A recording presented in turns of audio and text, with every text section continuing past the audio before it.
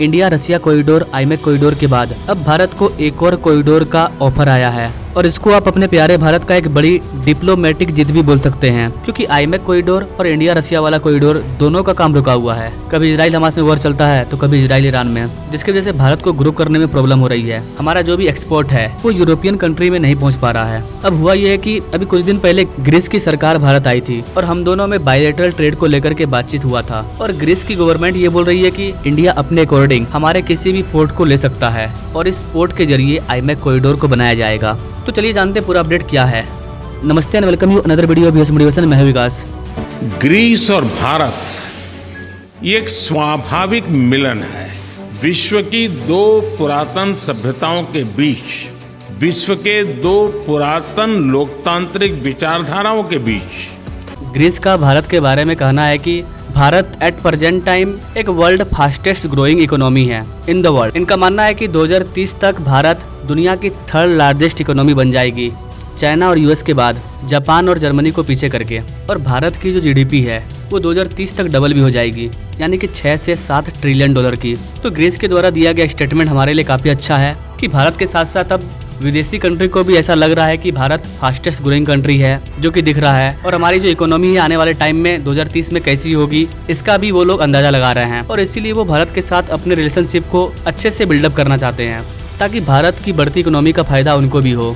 और यहाँ पर समझने वाली बात क्या है? यहाँ पर समझने वाली बात यह है कि दोनों एक मित्र कंट्री थे और ग्रीस चाइना के BRI का भी पार्ट है। और ये चीज चाइना के लिए काफी शॉकिंग है कि ग्रीस अब भारत के साथ आ चुका है और ग्रीस BRI को छोड़ करके इंडिया मिडिल ईस्ट कॉरिडोर का हिस्सा बनने जा रहा है। ग्रीस की सरकार ने भारत सरकार को 3 पोर्ट का ऑफर दिया है कि आप इन तीनों पोर्ट में से किसी भी एक पोर्ट को ले सकते हो। आईमेक कॉरिडोर से जब हम यूरोप में इंटर करेंगे तो यूरोप में इंटर करने का जो दरवाजा है वो है ग्रीस। ग्रीस के अगर पोर्ट को भारत खरीद लेता है तो हम उस पोर्ट के जरिए पूरे यूरोप में इंटर कर जाएंगे और ये कारण है कि ग्रीस को gateway of the IMEC corridor बोला जा रहा है। ग्रीस ने जिन तीनों पोर्ट को भारत को ऑफर किया है उन तीनों की लोकेशन अपने आप में काफी खास है। यहाँ पर आप स्क्रीन में देख पाओगे ये जो ब्लू डॉट है ये इस तीनों पोर्ट का लोकेशन है। ये जो अलेक्जेंड्रोपोली पोर्ट है ये काफी स्टैंड आउट है क्योंकि ग्रीस नाटो का भी पार्ट है और नाटो के लिए अलेक्जेंड्रोपोली पोर्ट काफी इंपोर्टेंट माना जाता है। और अगर ये पोर्ट भारत को मिल जाएगा तो फिर मजे ही मजे हैं। नाटो कंट्री के द्वारा बहुत सारे हथियारों का ट्रांसफॉर्मेशन इसी पोर्ट के माध्यम से होता है।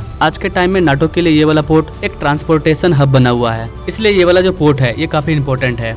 तो इस तरह के पोर्ट भी अगर भारत को ऑफर किए जा रहे हैं तो ये भारत के लिए एक अच्छी बात है। ये दर्शाता है कि भारत का जियोपॉलिटिक्स में क्या रोल प्ले हो रहा है। लोग अपने बहुत ही स्ट्रेटेजिक पोर्ट को भी देने के लिए भारत को तैयार हैं। ग्रीस का अलेक्जेंड्रोपोली पोर्ट ये इस वाले रीजन का सबसे बड़ा शहर भी है और ये वाला पोर्ट भी काफी ज्यादा बड़ा है। तो ये तीनों पोर्ट भारत को ऑफर किया गया है। अब आते हैं आईमेक कॉरिडोर पर। ये जो पोर्ट ऑफर किया गया है ये भारत को कैसे हेल्प करेगा? आईमेक कॉरिडोर के बारे में आप सभी जानते हैं, जब भारत ने G20 समिट को होस्ट किया था उसी टाइम आईमेक कॉरिडोर को बनाने का डिसीजन लिया गया था, जिसमें कई देश शामिल हैं। इसका मैप देख करके आप समझ सकते हैं कि कौन कौन से देश इसमें शामिल हैं।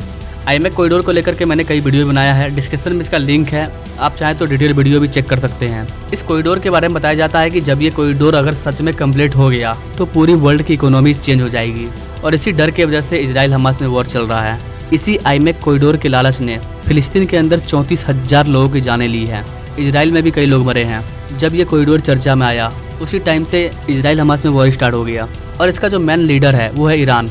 इसमें कुछ रसिया का भी रोल प्ले होता है क्योंकि रसिया और ईरान ये चाहते हैं कि आईमेक कॉरिडोर ना बने, इंडिया से रसिया वाला जो कॉरिडोर है वो बने। और चाइना भी चाहता है कि हमारा जो BRI है वो बने, आईमेक ना बने। इसीलिए इन लोगों ने दिमाग लगा करके इजराइल और फिलिस्तीन के बीच में, हमास के बीच में वॉर करवाया और इसका परिणाम क्या है ये आप सभी जान रहे हैं। और कॉरिडोर का काम तो रुका हुआ ही है, अभी आगे पास होगा भी नहीं होगा इसकी कोई जानकारी नहीं है। बाकी भारत प्रयास कर रहा है। हम लोगों ने इसके फर्स्ट फेज का काम स्टार्ट भी कर दिया है और हम UAE के साथ ट्रेड भी कर रहे हैं। आगे हम लोग सऊदी अरेबिया के साथ भी ट्रेड करेंगे इसी कॉरिडोर के माध्यम से। क्योंकि ग्रीस में चाइना की प्रेजेंस पहले से है तो भारत के पास एक प्रॉब्लम हो रहा था कि हमारा जो आईमेक कॉरिडोर यूरोप में जाएगा, गेटवे ऑफ आईमेक कॉरिडोर कौन बनेगा।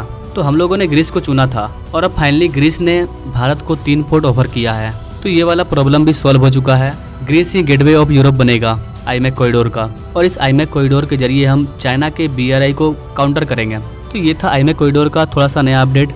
ये हमारे लिए क्यों इतना इंपॉर्टेंट हो जाता है इसको मैंने आपको बताया। वैसे गाइस आप इस चीज़ के बारे में क्या कहना चाहेंगे? क्या लगता है आपको आईमेक कॉरिडोर कभी चालू भी होगा या फिर इजराइल हमास, इजराइल ईरान के युद्ध में ये सिमट करके रह जाएगा? क्या सोचते हैं गाइस आप इस चीज के बारे में कमेंट करें, और ऐसे ही लेटेस्ट अपडेट के बारे में जानने के लिए हमारे चैनल से जरूर जुड़े। मिलते हैं अगले वीडियो में एक नई जानकारी के साथ, तब तक के लिए जय हिंद।